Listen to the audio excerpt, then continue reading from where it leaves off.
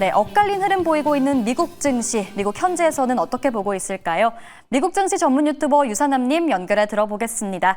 유산남님 안녕하세요. 네, 오늘장 어떻게 보고 계실까요?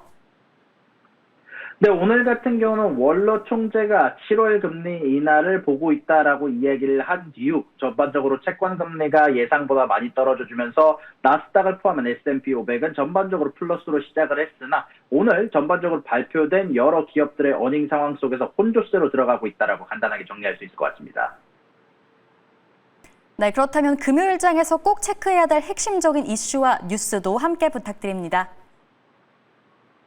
네, 일단 오늘 같은 경우는 여러 거시경제 지표가 발표가 됐는데 전부 다 예상보다 강하게 나왔습니다. 건축 승인 건수와 주택착공 건수가 예상보다 높게 나오면서 현재 미국의 부동산이 예상보다 강함을 보여주는 지표가 나왔고요. 또한 미시간대 소비자 기대지수와 심리지수 또한 예상치를 상회하는 지표가 나오면서 전반적으로 소프트 지표들도 전반적으로 소비가 아직 여전히 높다라는 지표가 나왔다라고 간단하게 정리할 수 있을 것 같습니다. 그러고 나서 오늘 발표될 지표로는 CFTC 투기적 순포지션이 발표가 될 예정이고요. 그런 가운데 안에서도 오늘 중요한 뉴스들 하나씩 짚어보도록하겠습니다. 자, 일단 파월 연준 의장이 직접 백악관에 서한을 보냈다라는 소식이 전달이 됐습니다. 파월 의장 같은 경우는 어제 러스트보트 백악관 예산관리국장에게 서한을 보내 2.5억 달러 규모의 보수공사를 둘러싼 비판에 대해서 입장을 밝혔습니다. 파월 의장은 우리는 미국 국민을 대신해서 의회가 부여한 의무를 이행하면서 공공자원을 선량하게 관리해야 할 책임을 매우 진지하게 받아들이고 있다라고 강조를 했는데요. 이는 연준이 공사관리에 최선을 다하고 있다는 점을 분명히 한 것입니다.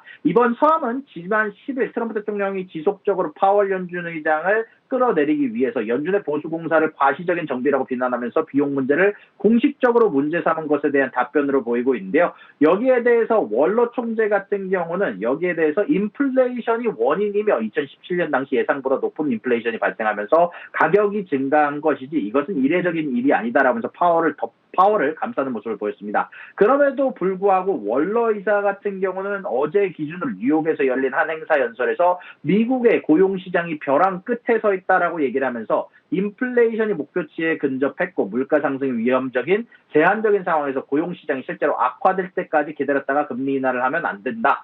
2주 뒤에 열리는 FOMC에서 기준금리를 0.25%포인트 인하하는 것이 타당하다고 믿는다라고 못 박으면서 사실상 대부분의 동료 연준위원들이 여전히 고용시장이 견조하다고 평가하는 것과는 뚜렷한 대조를 이루는 평가를 했다는 소식이 전달이 되기도 했습니다. 그리고 그 다음 소식입니다. 미국 금융시장의 지형을 바꿀 수 있는 중대한 법안이 의회를 통과를 했습니다. 미 의회가 암호화폐의 일종의 스테이블 코인을 규제하는 첫 연방 법안을 통과시키면서 오늘 트럼프의 사인만 기다리고 있는 상황인데요. 트럼프 같은 경우는 이 사인하는 것을 직접 공식적인 행사로 진행하겠다라고 발표를 한 상황이고요. 드디어 암호화폐 산업이 제도권 금융으로 들어오는 역사적인 분수령을 맡게 됐다라고 얘기를 할 수 있을 것 같습니다. 지지자들은 이 법안이 앞으로 더 빠르고 저렴한 결제 수단을 열어주고 앞으로 2,650억 달러 규모의 스테이블 코인 시장에 합법성을 부여할 것이다라면서 환영을 했고요. 세계적인 투자하는 시티그룹은 이 시장이 앞으로 2030년까지 3조 7천억 달러 약 한국 돈으로 5천조 원 규모로 커질 수 있다라고 얘기를 했고요.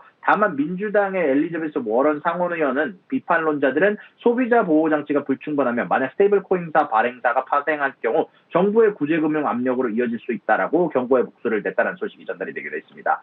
그리고 그 다음 소식입니다. 오늘 넷플릭스 같은 경우는 실적 발표를 했음에도 불구하고 시장이 아이러니한 반응을 보여주고 있습니다. 월가의 예상을 뛰어넘는 어닝 서프라이즈를 기록을 했지만 정작 주가는 시간의 거래부 그리고 장이 시작한 뒤에도 하락하는 모습이 연출이 되고 있습니다. 자, 일단은 넷플릭스 같은 경우는 2분기 실적을 발표하면서 매출은 작년 같은 기간보다 16%가량 증가한 110억 8천만 달러, 주당 순이익은 7.19달러를 기록하면서 월가 예상치를 매우 가볍게 뛰어넘었습니다. 심지어 넷플릭스 같은 경우는 가이던스도 연간 매출 전망치까지 올려잡으면서 강한 자신감을 내치면서 가이던스도 예상치를 상회하는 지표가 나왔는데요. 하지만 이처럼 장밋빛 실적 발표에도 불구하고 넷플릭스가 주가가 떨어진 이후에는 시장 참여자들이 과거의 성적표가 아닌 미래의 비용 문제에 주목했기 때문입니다. 넷플릭스가 실적 발표 컨퍼런스 콜에서 하반기에는 대작 콘텐츠 라인업과 마케팅 비용 증가로 인해서 영업이익률이 상반기보다 낮아질 것이다라고 얘기를 하면서 특히 넷플릭스가 간판 드라마 기묘한 이야기와 그리고 미국의 NFL 경기 중계권에 대한 막대한 제작비와 마케팅 비용이 투입되는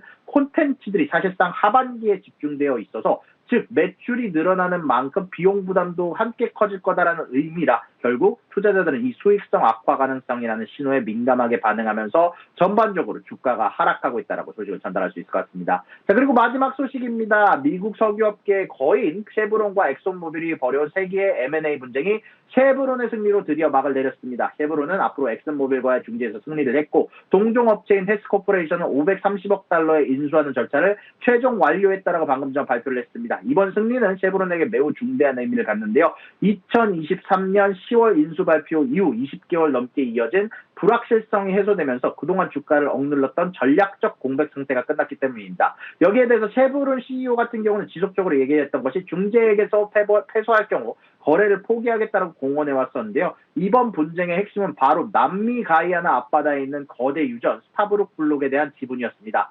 엑소모빌은 이 유전의 운영사로서 헤스가 보유한 지분 30%에 대해서 우선 매수권을 가지고 있다고 주장해 왔었는데요. 하지만 여기에 대해서 쉐브론은 우리가 헤스를 인수하는 것이기 때문에 적용되지 않는다라고 맞서왔고 결국 재판부가 쉐브론의 주문을 들어주면서 전반적으로 이제 쉐브론이 엑손모빌의 1위를 따라갈 수 있는 발판을 마련해줬으며 이 가이아나 유전이라는 최고급 자산을 확보함으로써 사실상 엑소모빌과의 격차를 좁힐 수 있는 발판을 마련했다라는 평가가 나오게 되면서 헤스와 엑소모빌 양쪽 다 주가가 오늘 크게 상승하고 있다고 말씀드릴 수 있을 것 같습니다.